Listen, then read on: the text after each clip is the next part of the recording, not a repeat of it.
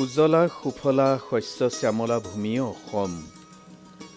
অসমৰ মাটি আৰু জলবায়ু কৃষি কৰ্মৰ বাবে উপযোগী হোৱাৰ বাবে বিভিন্ন প্ৰকাৰৰ খেতিৰ লগতে ফল মূলৰ খেতিও ব্যাপক প্ৰসাৰতা লাভ কৰিছে। অন্যান্য শস্যৰ খেতিৰ তুলনাত হ্ৰস্বকালীন বা দীৰ্ঘকালীন ফল মূলৰ খেতিৰ জৰিয়তে কৃষকে অধিক আয় কৰাৰ থল থাকে বাবে ৰাজ্যখনৰ গ্ৰাম্যাঞ্চলৰ লগতে নদী কাষৰীয়া ঠাইসমূহত বহু শিক্ষিত উদ্যোগী যুৱক যুৱতীয়ে কৃষি কাৰ্যৰ জৰিয়তে স্বনিয়োজনৰ পথ সুগম কৰি নিজৰ লগতে আন সকলৰো উপাৰ্জনৰ পথ দেখুৱাবলৈ সক্ষম হৈছে। আজিৰ অনুষ্ঠানৰ জৰিয়তে আমি চিনাকি কৰাই দিব বিচাৰিছোঁ ডিব্ৰুগড় জিলাৰ জকাই অঞ্চলৰ ভৰালিবাৰীৰ যুৱক দীপ গগৈক।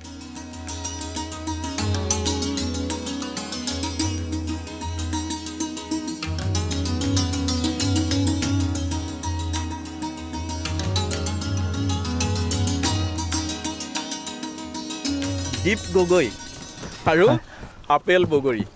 আমি আগতে এবাৰ পাইছিলোঁ দীপ গগৈক।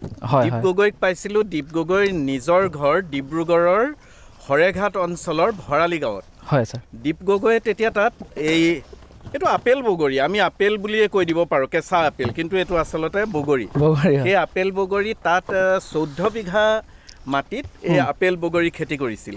তেতিয়াই দীপ গগৈয়ে মানে তুমি কৈছিলা যে অৰুণাচল সীমান্তত, অসম অৰুণাচল সীমান্তত প্ৰায় 400 বিঘা নে 450 বিঘাৰ খেতি আছে। তাত বিভিন্ন ধৰণৰ খেতি আছে। আপেল বগৰী আছে, অমিতা আছে, কল আছে, আলু আছে, তেনেকৈ কৰি কোৱা হৈছিলে। এতিয়া আমি ইয়াত আকৌ আপেল বগৰী পাইছোঁহি। ইয়াত 45 বিঘা মাটিত কেৱল আপেল বগৰী। আৰু এই আপেল বগৰী সম্পৰ্কে তুমি গোটেইখিনি কথা ভালকৈ কৈ দিব লাগিব, কি ধৰণে কৰা হৈছে, কেনেকৈ কি কৰা হৈছে। আৰু আটাইতকৈ ভাল লাগিছে, ইমান ধুনীয়াকৈ এইবোৰ কাৰ্টুনত পেকিং কৰি আছে। তাৰপিছত দীপ গগৈৰ যিখিনি কৰ্মচাৰী আছে তেখেতসকলৰ এটা নিজা জাৰ্চি বা ইউনিফৰ্ম আছে। দিহিং ফাৰ্ম বুলি ক'লা ন? দিহিং ফাৰ্মৰ নাম। দিহিং ফাৰ্ম, কি ধুনীয়াকৈ লিখা আছে, in Nature's lab Dihing farm, Dihing farm. এতিয়া দীপ গগৈ, তুমি কোৱা এই দিহিং ফাৰ্ম আৰু আমাৰ এই অঞ্চলটোৰ এই বগৰী সম্পৰ্কে। আমাৰ ফাৰ্মৰ লোকেশ্যনটো হৈছে বালিনং জাগুনৰ ওচৰৰে নামচিক গেট, কিন্তু অৰুণাচলত পৰে। হয়, আমাৰ ইয়াত প্ৰায় 45 বিঘা বগৰী খেতি আছে। তাৰে ভিতৰত 10-15 বিঘা বানপানী নষ্ট হৈছে। আচলতে এইখিনিও নষ্ট হৈছিলে, কিন্তু 15 বিঘামান সম্পূৰ্ণই নষ্ট হৈ গৈছে ধৰি লওক। এতিয়া আমাৰ ইয়াত প্ৰায় 3টা জাত আছে। এটা হৈছে আমাৰ এইটো থাইলেণ্ড, যিটো গ্ৰীণ বগৰী কয়, কিছুমানে আপেল বগৰী কয়। আৰু এটা আছে ভাৰত সুন্দৰী বুলি, একদম ৰঙচুৱা হয়। প্ৰতিদিনে প্ৰায় 1.5 পৰা 2 টন বগৰী গৈ আছে, আৰু ডিব্ৰুগড়ৰ পৰাও গৈ আছে 1-1.5 টন প্ৰায়।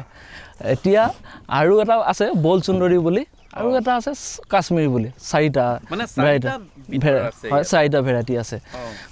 এতিয়া সবিশেষ যদি জনাবলৈ হয়, বগৰী আচলতে আমাৰ ছেপ্টেম্বৰ মাহতে ফুলে, কিন্তু তাৰ আপুনি 4 মাহৰ আগতেও যদি লগায় গছজোপাত বগৰী ফুলিব লাগিব। কিন্তু গছজোপাত যেতিয়া যিমান ডাঙৰ কৰিব পাৰিব তাৰ আগতে আপুনি সিমানে বেছি ফল পাব। আচলতে ডিব্ৰুগড়ত আমাৰ আৰু এটা প্লট আছে, 8 মাহ 8.5 মাহ বয়স হৈছে, কিন্তু তাত ইতিমধ্যে আমি বগৰী বিকি আছোঁ। ইয়াত প্ৰায় 3000 পৰা 5,500 বগৰী গছ আছিলে। এতিয়া বৰ্তমান প্ৰায় 3000 আছে বুলি ধৰক। 3000 বগৰী গছ? হয়, এই গোটেই প্লটখিনি যিখিনি দেখিছে আপোনালোকে, তাত প্ৰায় 3000 মান বগৰী গছ আছে। আৰু তাৰ মাজে মাজে আমি লিচু গছো লগাই দিছোঁ, যাতে বগৰী শেষ হোৱাৰ পাছত আৰু 3 বছৰ 4 বছৰ লোৱাৰ পাছত লিচু গছ যাতে ডাঙৰ হৈ আহে, একেটা খৰচতে 2টা খেতি হৈ উঠে। হয়, বৰ ধুনীয়াকৈ কৰিছে। মানে এই আমাৰ সুধাকণ্ঠৰ এটা কথাই আছিলে, মাটি আৰু খেতিয়কৰ সমধ আছে যুগ যুগৰ। তেনেকুৱা নিচিনা কৈছে। তুমি ইমান ধুনীয়াকৈ এইবোৰ মানে পৰিকল্পনাও কৰিছা। বগৰীৰ মাজে মাজে আকৌ সেয়া বগৰীখিনি আঁতৰি যাব, শেষ হ'ব, তাৰপিছত আকৌ অন্য খেতি কৰিবা তেনেকৈ। আৰু দীপ, এই যে পেকিং কৰি আছে হয় এইবোৰ এই হেৰি আশে-পাশে অঞ্চল নে আমাৰ ডিব্ৰুগড় বা তিনিচুকীয়া এইবোৰ ডিষ্ট্ৰিক্টলৈও জিলালৈও যায় বোধ কৰোঁ আচলতে আমাৰ ডিব্ৰুগড় অসমলৈ আমি বিশেষকৈ পঠিয়াওঁ কেতিয়াবা ইটানগৰলৈও পঠিয়াওঁ কিন্তু বগৰীখিনি বিশেষকৈ আমাৰ ডিব্ৰুগড় তিনিচুকীয়ালৈ যোৱা হয় মানে পঠিয়াওঁ ইয়াত যে পেকিংবোৰ আছে এইটো এটা এটা বক্সত কিমানকৈ যায় ন এটা বক্সত আচলতে প্ৰায় 21 কেজি ওজন আছে আমাৰ কাৰ্টুনৰ ওজনটো যদি বাদ কৰি পিনি 20 কেজি ওপৰত আমাৰ বগৰী ওলাব আমি এনেকৈ হোলচেল মাৰ্কেটলৈ পঠিয়াই থাকোঁ হোলচেল মাৰ্কেটত এতিয়া আচলতে পূৰা ভৰপক ট্ৰাক তেওঁলোকে পঠাই দিয়ে নে তোমালোকে তেনেকৈ কৰি পঠিওৱা কেতিয়াবা তেখেতসকলেও পঠায় সেইটো কনভিনিয়েণ্টৰ হিচাপত কেতিয়াবা আমি নিজেও পঠিয়াওঁ কেতিয়াবা বেছিভাগ আমিয়ে পঠিয়াওঁ ধৰি লওক হয় আমি হেৰি চিঙাৰ তালৈ যাওঁচোন ঠিক আছে হয় বলক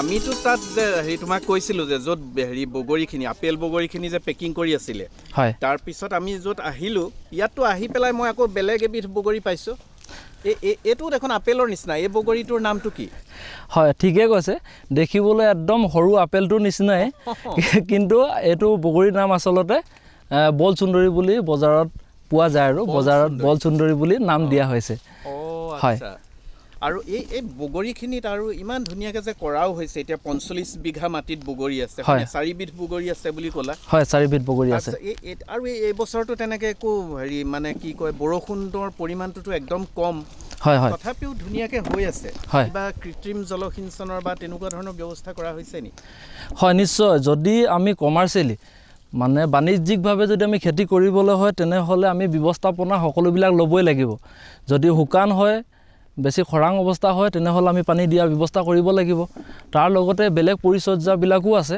এইবিলাক যিহেতু হাইব্ৰিড গছৰ পুলি হয় এইবিলাক বগৰী সকলোবিলাক হাইব্ৰিড গছৰ হয় তো সেইকাৰণে আচলতে এইবিলাক গ্ৰাফটিং প্ৰক্ৰিয়াৰ দ্বাৰা উৎপাদন কৰা হয় পুলিবিলাক তাৰ মানে গ্ৰাফটিং মানে আমাৰ বগৰীৰ লোকেল বগৰী ধৰি লওক যিবিলাক গুটিৰ পুলি থাকে তাৰ ওপৰতে ভাল জাতৰে ইয়াৰ এটা ডাল আনি মেলি কাটি মেলি তাত সংযোগ কৰি দিয়া হয় সেয়া গ্ৰাফটিং পুলি হয় আৰু প্ৰথম ৰুওঁতে তাৰ তলৰ পৰা গ্ৰাফটিঙৰ জইন কৰা তলৰ পৰা যাতে বেলেগ পোখা নাহে সেইটো মন কৰিব লগা কথা বহুতে কৰে কি আমাৰ পুলি লৈ পিনি ঘৰত লগাই দিয়ে তাৰ পাছত তলৰ ফালৰ পৰা পোখা আহি যায় সেই পোখাটোকে যদি থৈ দিয়ে তেনেহ'লে সেয়া লোকেল বগৰী গছেই হ'ব যি কি নহওক সেইটো প্ৰথম কথা দ্বিতীয়তে আমাৰ ইয়াত সাৰ পানী যোগান ধৰিব লাগিব লগতে চাফ চিকুণতা অৱলম্বন কৰিব লাগিব তাৰ উপৰিও যেতিয়া আমাৰ ইয়াত ফুলবিলাক ফুলে তেতিয়া আমাৰ অসম তথা উত্তৰ পূৰ্বাঞ্চলৰ যিটো আমাৰ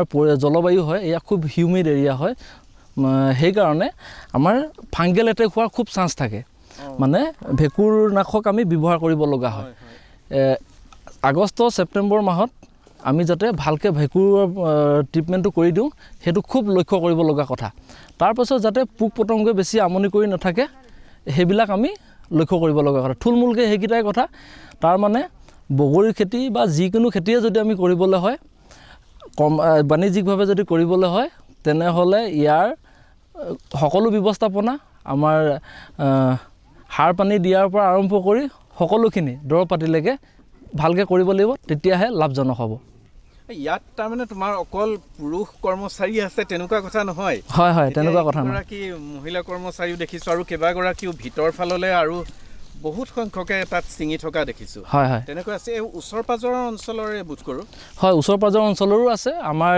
ডিব্ৰুগড়ৰো আছে কেইজনমান আৰু আমাৰ ডুমডুমাৰ ফালৰো ভালেখিনি কৰ্মচাৰী আছে ইমান ধুনীয়াকৈ যে কৰা হৈছে হয় তুমি এইটো এতিয়া বহুত তোমাৰ আৰু কৰিবলৈ আছেই তুমি এজন এতিয়া ক'বলৈ গ'লে এজন আদৰ্শৱান খেতিয়ক ৰূপে প্ৰতিষ্ঠা কৰিলাই বা কৰিছাই ধন্যবাদ তুমি নৱপ্ৰজন্ম বা উঠি অহা যিখিনিয়ে অলপ খেতিৰ প্ৰতি অলপ আগ্ৰহ দেখুৱাই তেওঁলোকক তুমি কি ধৰণে তুমি উৎসাহ কৰিবা বা কি ধৰণে উপদেশ দিম বুলি ভাবা? উপদেশ বুলি নহয় আৰু হয় মানে কি ধৰণে তুমি এই হেৰি কৰিব বিচাৰা? হয় আচলতে অকল বগৰী খেতি বুলিয়ে নহয়, যিকোনো খেতিয়ে যথেষ্ট লাভজনক হয় আৰু 50ৰ পৰা 200-300%লৈকে আমি ৰিটাৰ্ণ অন ইনভেষ্টমেণ্ট আমি প্ৰফিট কৰিবলৈ সক্ষম হওঁ। কিন্তু তাকে বুলি যধে মধে আমি কৰিলে নহ'ব। ভাবি চিন্তি বজাৰ আমি টাৰ্গেট কৰি বজাৰখন কেনেকুৱা সময়ত কি সময়ত কেনেকুৱা ধৰণৰ থাকে সকলোখিনি যদি আমি জুখি মাখি কাম কৰোঁ আৰু প্লেনিং যদি কৰোঁ তেনেহ'লে আমি খেতিৰ দ্বাৰা 100-200-300%লৈকে প্ৰফিট কৰিব পাৰোঁ। এতিয়া মই এইটো নকওঁ যে অকল বগৰী খেতিকে কৰক বা লিচু খেতিকে কৰক বা অমিতা খেতি কৰক, আমৰ খেতি কৰক, মধুৰি খেতি কৰক। আমি এনেকুৱা এটা ব্যৱস্থা কৰিব লাগে একেখিনি মাটিতে। এতিয়া ধৰি লওক উদাহৰণস্বৰূপে আমি ইয়াত গোটেই প্লটটোত বগৰী আছে, প্ৰায় 30 বিঘা বৰ্তমান যিটো প্লট উপস্থিত আছোঁ তাৰ মাজে মাজে আমি লিচু গছো লগাই দিছোঁ, যাতে কিন্তু লিচু গছজোপাও যাতে 3-4-5 বছৰৰ ভিতৰত ফল দিব পৰা হৈ যায়, তাৰ কাৰণে আমি ব্যৱস্থাপনা কৰিছোঁ। আৰু বগৰীৰ পৰাও প্ৰতি বছৰে প্ৰফিট পাই আছোঁ। আৰু এনেকুৱা ধৰণে যদি কৰোঁ আমাৰ লিচুৰ কাৰণে এক্সট্ৰাকৈ আমি নতুনকৈ আমি বহুত বেলেগ ব্যৱস্থাপনা কৰাৰ প্ৰয়োজন নাই। বগৰী গছকো চফা কৰিব লাগিব, দৰৱ মাৰিব লাগিব, সেই একেলগতে আমি কৰি যাব পাৰিলোঁ। ঠিক তেনেকৈ ধৰণৰকৈ আমি মৌচুমীৰ লগত আমাৰ মাজে মাজে অমিতা লগাই দিব পাৰোঁ। মৌচুমীও 3-4 বছৰ পাছৰ পৰা আমাৰ কমাৰ্চিয়েলি প্ৰডাকশ্যন আৰম্ভ হয়। ঠিক তেনেকৈ ধৰণে আমি অমিতা যদি লগাই দিওঁ 5-6 মাহতে মাজতে আমি আমাৰ প্ৰফিট আহি যায়। তাৰ মাজে মাজেও যদি আমি মাটি কঁঠাল লগাব পাৰোঁ, এটা প্লট আছে মই আপোনাক নিশ্চয় দেখাম, এটা ডেমো প্লট আছে, আৰু তাৰ মাজৰ যিখিনি ঠাই আছে সেইখিনি ঠাইতো আমি চব্জিবৰ্গীয় খেতি কৰি পিনি প্ৰফিট কৰিব পাৰোঁ। এক গুলিত 2 চিকাৰ নহয় 4 চিকাৰলৈকে আমি কৰিব পাৰোঁ, কিন্তু সঠিক ব্যৱস্থাপনা।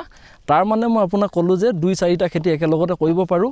তাৰ মানে এইটো নহয় যে মেইন যিটো খেতি, প্ৰধান যিটো খেতি থাকে সেই খেতিটো নষ্ট হৈ যায়। সেই ব্যৱস্থা মানে যাতে আমনি নহয়, মেইন খেতিটোৱে যাতে একো কষ্ট নাপায় সেইটো আমি ধ্যান দিবই লাগিব। নহ'লে কেতিয়াবা এনেকুৱাও দেখা যায় মাল্টিক্ৰপ কৰোঁতে আমি ইণ্টাৰক্ৰপ কৰোঁতে যিটো ছেকেণ্ডেৰী ক্ৰপ লগাইছোঁ বা 2 নম্বৰ যিটো খেতি লগাইছোঁ সেইটো প্ৰধান খেতিটোকে মানে ছাপ্ৰেছ কৰি দিয়া দেখা যায়, তাৰমানে দবাই দিয়া দেখা যায়। সেইটো কৰিলে উল্টা লোকচান হ'ব। সেইটো কাৰণে বজাৰ ব্যৱস্থাপনা যদি কৰি পিনি আমি আগবাঢ়োঁ তেনেহ'লে খেতিৰ সমান লাভজনক বেলেগ একো মই ব্যৱসায় তেনেকৈ দেখা নাই।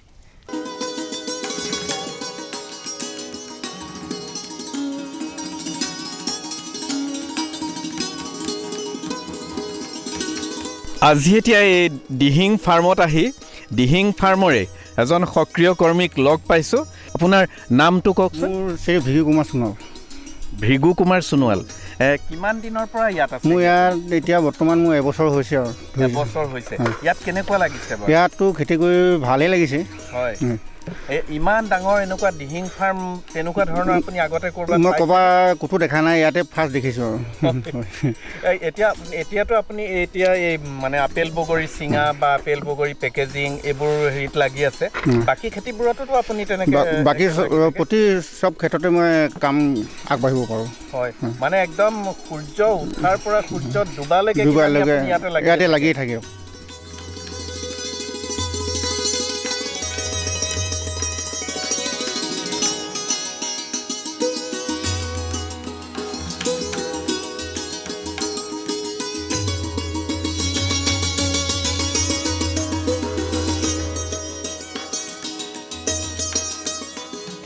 আমি এতিয়া আহি পেলাই দীপ গগৈৰ লগত আহি এইবাৰ আলুবাৰীত সোমাইছোঁহি। হয়, এই এনেইতো গোটেই মুঠতে 450 বিঘা মাটি খেতি আছে নহয় জানো? হয় হয়। তাৰ এতিয়া আলু কিমান বিঘাৰ খেতি কৰা হৈছিলে? আলু এই বছৰ আমি প্ৰায় 75 বিঘা লগাইছোঁ। যোৱা বছৰ আমি প্ৰায় 9-10 বিঘামান লগাইছিলোঁ। 75 বিঘাত প্ৰায় আমি 25 মেট্ৰিক টনৰ আলুৰ বীজ লগাইছিলোঁ এই বছৰ। হয়, আৰু আলুৰ যে কিবা এনেকুৱা সময়ৰ কথাওতো থাকে ন? আলু মানে কোনটো সময়ত কৰিলে হয় বা তেনেকুৱাও থাকে নে কি?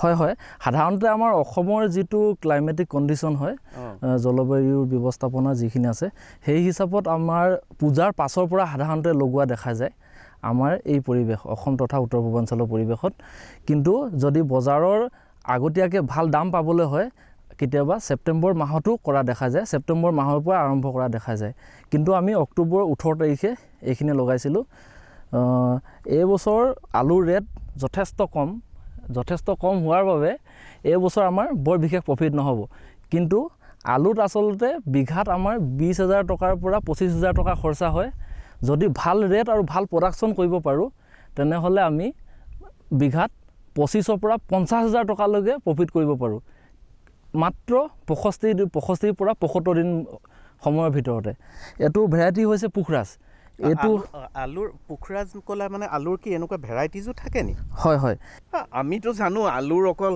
এবিধে থাকে তুমি হেৰি কৈছিলা কিবা ভেৰাইটিজ থাকে কেনেকৈ গম পোৱা যায়নো এইটো আচলতে আমাৰ আলুৰ বীজৰ প্ৰডাকশ্যন আমাৰ পাঞ্জাৱত বেছিকৈ কৰা হয় এই পাঞ্জাৱৰ পৰাই সকলোলৈ মানে ভাৰতৰ সকলো স্থানলৈ পঠিওৱা হয় প্ৰায় 80-90% মোটামুটি কৈছোঁ আমি এইটো লগাইছোঁ পুখৰাজ ভেৰাইটি এইটো মানে বহুত কম দিনৰ ভিতৰতে হৈ যায় 65 পৰা 75 দিনৰ ভিতৰত আমি বজাৰলৈ দিব পাৰোঁ আলু লগোৱাৰ পৰা মানে প্ৰায় 2.5 মাহৰ বয়সৰ ভিতৰতে আমি বজাৰলৈ দি শেষ কৰিব পাৰোঁ পিছে এটা কথা এইখিনি আলুৰ মানে ছালটো অলপ পাতল হয় সেইটো কাৰণে ইয়াক সাধাৰণতে আমি কোল্ড ষ্টোৰেজত ৰাখিব পৰা নাযায় বজাৰৰ যি দাম থাকে আমি তেনেকৈয়ে বিক্ৰী কৰিব লাগিব কথাটো কোল্ড ষ্টোৰেজত ৰাখিব পৰাও বেলেগ ধৰণৰ আলুও থাকে তাৰমানে হয় হয় এনেকুৱা ভেৰাইটি কিছুমান আছে কিন্তু তুলনামূলকভাৱে সেইবিলাক আলুক যিটো সময়টো বেছি লাগে 100 পৰা 110 দিনলৈকে লাগে কিছুমান ভেৰাইটি আছে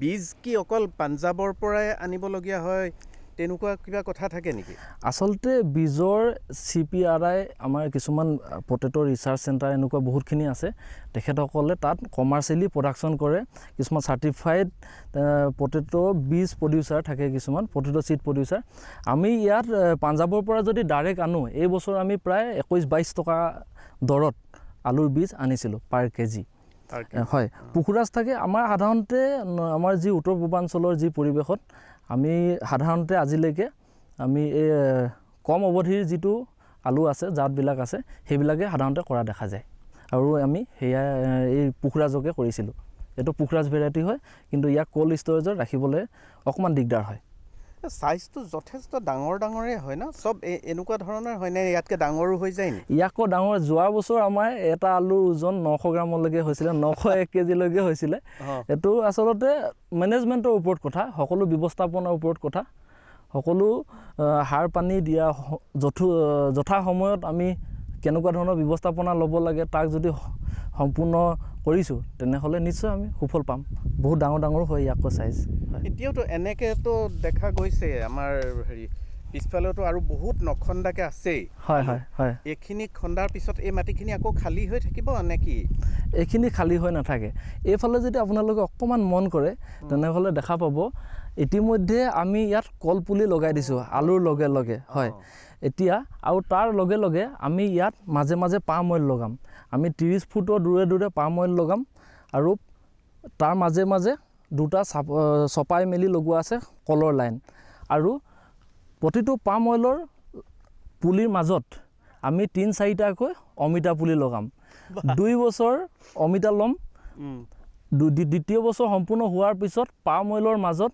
আমি চকলেটৰ খেতি কৰিম চকলেটৰ খেতি লগাব কাৰণ চকলেট 2 বছৰ পিছত কিয় বুলি যদি প্ৰশ্নটো কৰে তেনেহ'লে আমাৰ চকলেটৰ খেতিৰ কাৰণে আচলতে আমাৰ ছাঁ লাগে আমাৰ তামোলৰ মাজতো কৰিব পাৰি এইটো ছাঁ লাগিব মানে নহ'লে পাত কিছুমান জ্বলি যোৱা প্ৰৱণতা থাকে এই আলু যে এতিয়া এই বস্তা তেনেকৈ কৰি থোৱা দেখিছোঁ হয় সেইবোৰ আমাৰ মানে অসমৰ ভিতৰতেইতো হয় আৰু বিক্ৰীটো আমি বিক্ৰীটো আমাৰ বৰ্তমান মাৰ্ঘেৰিটা তিনিচুকীয়া আৰু ডিব্ৰুগড়লৈকে যোৱা হৈছে আৰু আমাৰ ইয়াত যিহেতু কমোডিটি মাৰ্কেট আলু সকলো ঘৰতে লাগে পিটিকাটো আলু ভাজিটো আলু মাংসটো আলু সকলোতে আলু কিন্তু নহয় হয় পিছে আমাৰ ইয়াত ডিমাণ্ড আছে কিন্তু বজাৰ হিচাপত আমি সকলো ব্যৱস্থাপনা কৰিব লাগিব এতিয়া এই আলু খেতি এনেই আমি দেখিছোঁ এনেই কিমান বিঘা মাটিত কৰা হৈছে? আমি বৰ্তমান ৭৫ বিঘাত আলু লগাইছোঁ। ৭৫ বিঘাত আমি যদি প্ৰডাকশ্যনটো চাওঁ সাধাৰণতে ৩ টনৰ পৰা বিঘাই প্ৰতি ৩ৰ পৰা ৪ টনলৈকে হয়। আৰু হয় আমি এতিয়া সম্পূৰ্ণ হিচাপ কৰা নাই কাৰণ আমাৰ ভালেখিনি এতিয়াও খান্দিবলৈ আছেই, ৩০ বিঘামান খান্দিবলৈ আছেই যিহেতু, কিন্তু ৩ৰ পৰা ৪ টনলৈকে হয়, কেতিয়াবা ৪.৫ টনলৈকেও হয় যিহেতু। কিন্তু এইবছৰ বজাৰৰ বহুত বেয়া কাৰণে আমাৰ বহুত বেছি প্ৰফিট নহ'ব পাৰে, হয়তো মূলে থাকিব, নহ'লে 10-20% থাকিব। কিন্তু সাধাৰণতে আলু খেতিত আমাৰ 100ৰ পৰা 200% প্ৰফিট হোৱা চান্স থাকে। এইবছৰ বজাৰটো বহুত বেয়া হোৱাৰ কাৰণে এবাৰ অলপ এনেকুৱা ধৰণৰ হৈছে আৰু ধৰি লওক বজাৰটোৰ কাৰণে বজাৰৰ গতিৰ ওপৰতো নিৰ্ভৰ কৰে, তাৰমানে উত্থান পতন যিটো হয় আৰু তেনেকুৱা তাৰ কিবা কাৰণ থাকে নেকি? হয়, আপুনি খুব ভাল প্ৰশ্ন এটা কৰিছে। চব্জিবৰ্গীয় যিবিলাক কম ডিউৰেশ্যনৰ খেতি হয়, কম অৱধিৰ যিবিলাক খেতি হয়, সেইবিলাকত সাধাৰণতে দেখা যায় যিটো আমাৰ মাৰ্কেট ফ্লাকচুৱেশ্যনটো খুব বেছি থাকে।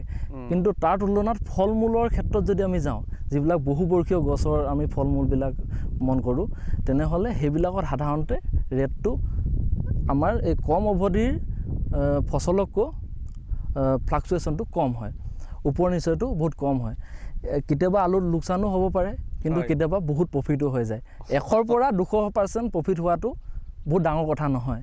খালি এইবছৰ অকণমান কিবা কিবি কাৰণত হয়তো তেনেকুৱা হৈছে। আচলতে অসমৰ বাহিৰত খুব বেছি প্ৰডাকশ্যন হৈছে এইবছৰ, আৰু আমাৰ অসমলৈ আহিয়ে আছে, সেইটো কাৰণে আচলতে এনেকুৱা হৈছে। তাতো বহুত প্ৰডাকশ্যন বেছি হৈছে মানে।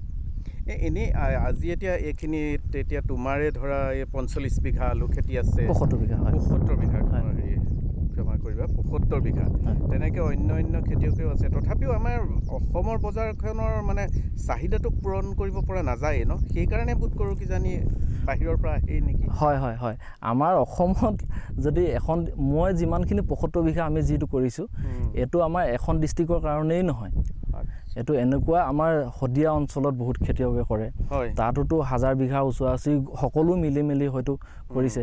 কিন্তু 1000 বিঘা হ'লেও আমি বছৰৰ কিমান দিননো খুৱাব পাৰিম? বেছি দিন নোৱাৰোঁ, এমাহ। মই পূৰা সম্পূৰ্ণ যিটো কেলকুলেশ্যন আছে সেইটো হিচাপটো নাজানো, কিন্তু তথাপিতো এখন ডিষ্ট্ৰিক্ট 2খন ডিষ্ট্ৰিক্টৰ বাহিৰে তাতোকো আমি বেলেগ খুৱাব নোৱাৰোঁ। তাৰ মানে আমাৰ অসমত বহুত ডাঙৰ মাৰ্কেট এখন আছে আলুৰ, আৰু যিহেতু কমোডিটি মাৰ্কেট, তেনেহ'লে যথেষ্ট আমাৰ বজাৰ এখন থাকেই। তাকে খুবেই ভাল লাগিছে, আলুৰ ইমান ধুনীয়াকৈ ইমানখিনি মাটিত কৰা হৈছে, কেৱল আলুৱেই, বাকীখিনিতো আমি পাই আহিয়ে আছোঁ। আৰু অন্য খেতিৰ মাজলৈ এবাৰ যাম তেন্তে। হয়, নিশ্চয়, ঠিক আছে।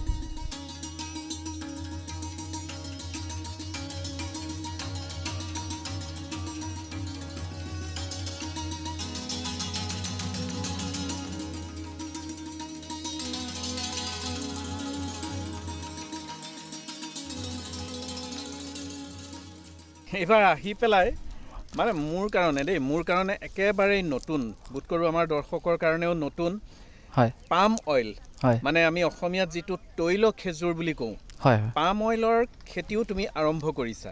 আৰু এইজোপা পাম অইল গছ, তৈল খেজুৰৰ গছ, এই খেতিটোৰ সম্পৰ্কে তুমি অলপ কি ধৰণে ক'ব পাৰা, তুমি কোৱাচোন বাৰু। হয়, পোনপ্ৰথমে ক'ব বিচাৰিছোঁ, আমি এই তৈল খেজুৰ গছ, পাম অইলৰ খেতি নতুনকৈ জংঘল ভাঙি, আমাৰ হাবি ভাঙি কৰা নাই। যি আগৰ পৰাই মাটি পৰি আছে, কম উৰ্বৰা শক্তি থকা মাটিত, তাত আমি পাম অইলৰ খেতি লগাইছোঁ। তাৰমানে পাম অইল মানে হৈছে আমাৰ তৈল খেজুৰ। ইয়াত তৈল খেজুৰৰ গছ আচলতে আমি লগোৱা এমাহো হোৱা নাই। আমি প্ৰায় প্ৰথম পৰ্যায়ত প্ৰায় 150 বিঘা আমি লগাবলৈ লৈছোঁ, প্ৰায় 150 বিঘা, প্ৰায় 3000 পুলি। এতিয়া ইয়াৰ কাৰণে আচলতে পানীটো তুলনামূলকভাৱে বেছি লাগে বেলেগ খেতিতকৈ, তাৰ কাৰণে। কিন্তু আমাৰ অসম তথা নৰ্থ ইষ্টৰ প্ৰেক্ষাপটত যদি আমি ভাবোঁ, উত্তৰ পূৰ্বাঞ্চলৰ প্ৰেক্ষাপটত, আমাৰ অসমতে যদি আমি বছৰি বৰষুণ কিমান হয় যদি হিচাপ কৰোঁ, তেনেহ'লে প্ৰায় 2500 mm পৰা 3500 mm লৈকে হয়, য'ত আমি পানী নিদিলেও হয় তেনেকৈ। আৰু যিহেতু আমাৰ ইয়াত খুব বেছি বৰষুণ হয়, সেইটো কাৰণে কমাৰ্চিয়েলি এইটো আমাৰ ইয়াত ভাইবল হয়। এয়াও আমাৰ এডিবল অইল মিছনৰ আণ্ডাৰত, এডিবল অইল মিছন ভাৰত চৰকাৰৰ আণ্ডাৰত আমাৰ উত্তৰ পূৰ্বাঞ্চলক খুব মানে উপযোগী ঠাই হিচাপে চিহ্নিত কৰিছে। সেইটো কাৰণে আমি লগাইছোঁ ইয়াৰ মাজে মাজে এতিয়া ঠিক আছে পাম অইলৰ কথাটো যদি থুলমূলকৈ আৰু কওঁ আমি 4 নম্বৰ বছৰৰ পৰা ইয়াৰ পৰা প্ৰডাকশ্যন পাবলৈ সক্ষম হওঁ পাম অইলৰ দূৰত্ব 30 ফুট বা 30 ফুটত লগাইছোঁ তাৰমানে 900 স্কোৱাৰ ফিট এটা পুলিৰ কাৰণে 900 স্কোৱাৰ ফিট আমি দিছোঁ কল খেতি ময়ো কৰিছোঁ প্ৰায় 45,000 হয় 45,000 কলৰ ভিতৰত আমি ধৰি লওক 900 স্কোৱাৰ ফিটত আমি কিমানটা কলৰ পুলি ধৰিব প্ৰায় 30ৰ পৰা 40টা কল পুলি ধৰে 30-40টা কল পুলিয়ে কিমান পানী খায় আৰু এজোপা পাম অইলে কিমান পানী খায় সেইটো আমি অকণমান নিজে অকণমান তুলনামূলকভাৱে যদি আমি চাওঁ তেনেহ'লে কথা কিছুমান ধৰিব পাৰিম বিতৰ্কত নাযাওঁ কিন্তু আমি হাবি ভাঙি কৰা নাই আৰু ইয়াৰ পৰা আমি 4 নম্বৰ বছৰ পাছৰ পৰা 4-5 বছৰ পাছৰ পৰা প্ৰায় 50ৰ পৰা 1-2 লাখ টকালৈকে প্ৰতি বিঘাত লাভ কৰিবলৈ সক্ষম হ'ম ইয়াৰ পৰা এনে পাম অইলৰ পৰা কি এনে তৈয়াৰ হয়নো হয় পাম অইলৰ পৰা আচলতে আমাৰ প্ৰচেছ ফুডৰ পৰা আৰম্ভ কৰি বহুত ক্ষেত্ৰত ব্যৱহাৰ হয় যিটো আমি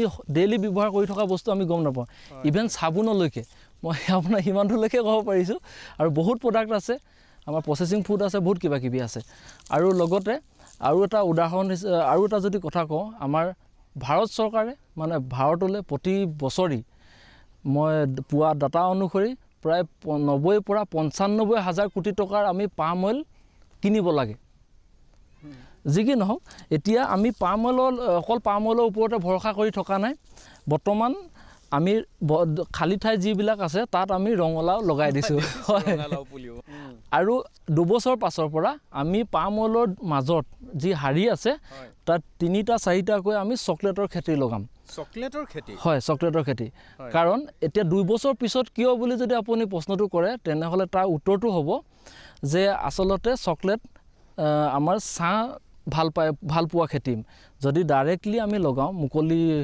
ফিল্ডত তেনেহ'লে গছৰ পাতবিলাক জ্বলি যোৱাৰ সম্ভাৱনা থাকে সেইকাৰণে আমাৰ কামৰূপ জিলা আৰু গোৱালপাৰা জিলাত যদি আমি চাওঁ কিছুমান ইতিমধ্যে চকলেট গাঁও হিচাপে তাত গঢ়ি উঠিছে তাত আপুনি দেখিব তামোল বাগানৰ মাজে মাজে লগাই ইয়াৰ লগত ধুনীয়াকৈ খাপ খাই যোৱা টাইপৰ খেতি হয় আমি তাৰ পৰাও খুব ধুনীয়াকৈ প্ৰডাকশ্যন ল'ব পাৰোঁ আৰু 150-200 বিঘাত আমি 50ৰ পৰা 1 কোটি টকাও হিচাপ অনুসৰি যদি ভালকৈ মেনেজমেণ্ট হয় সকলো মেনেজমেণ্টৰ ওপৰত কথা সকলো ব্যৱস্থাপনাৰ ওপৰত কথা 150 বিঘাত 250 বিঘাত আমি সিমান টকালৈকে অকল চকলেটৰ পৰাও লাভ কৰিবলৈ সক্ষম হোৱা সম্ভাৱনা থাকে চকলেটৰ খেতিটো হয় উজনি অসমত কিজানি এই প্ৰথম হ'ব নেকি উজনি অসমত আচলতে কমাৰ্চিয়েলি লেভেলত বাণিজ্যিক ভিত্তিত হোৱা নাই কিন্তু আমি যদি এনে মন কৰোঁ কাকপথাৰ আমাৰ ডুমডুমা এই অঞ্চলৰ ওচৰ পাজৰে কিছু লোকে খেতি কৰিছে অলপ চলপকৈ কৰিছে ঠিক আছে আজি বিশেষকৈ এই পাম অইল মানে তৈল খেজুৰৰ বিষয়ে তুমি ইমান ধুনীয়াকৈ কথাখিনি কৈ দিলা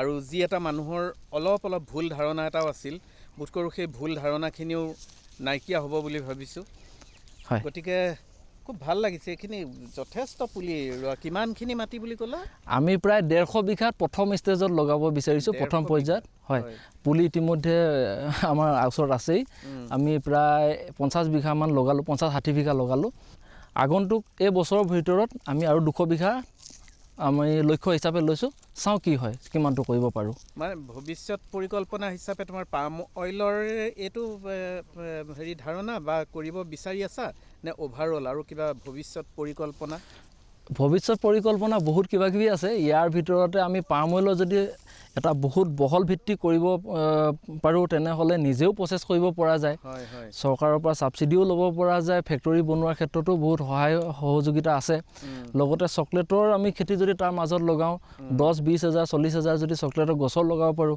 তেনেহ'লে তাৰো প্ৰচেছিং এটা ইণ্ডাষ্ট্ৰী লগাব পাৰোঁ আৰু লগতে আমাৰ অমিতাই হওক বা কলেই হওক সেইখিনিৰ পৰাও আমি প্ৰডাক্ট যদি বনাই পিনি বজাৰলৈ উলিয়াই দিব পাৰোঁ প্ৰচেছিং কৰি পিনি বজাৰলৈ যদি উলিয়াই দিব পাৰোঁ তেনেহ'লে আমাৰ লাভ আৰু দুগুণ বাঢ়িব আমি তাৰে লক্ষ্য লৈছোঁ আমি লাহে লাহে কৰি গৈ আছোঁ দীপ গগৈয়ে 2021 চনৰ পৰা বিভিন্ন কৃষি কৰ্ম বিশেষকৈ ফল মূলৰ খেতি বিজ্ঞানসন্মতভাৱে কৰি যথেষ্ট লাভৱান হৈছে তেখেতে কৰা আপেল বগৰী মালভোগ কল জাহাজী কল মধুৰি অমিতা আলুৰ পৰা যথেষ্ট কৃতকাৰ্যতা লাভ কৰাৰ লগতে গ্ৰাম্য অৰ্থনীতি টনকিয়াল কৰাৰ উপৰিও আগ্ৰহী কৰ্মোদ্যমী যুৱকসকলক সংস্থাপন দিবলৈ সমৰ্থ হৈছে আৰু গ্ৰাম্য অৰ্থনীতিত এক জাগৰণ আনিবলৈ সক্ষম হৈছে।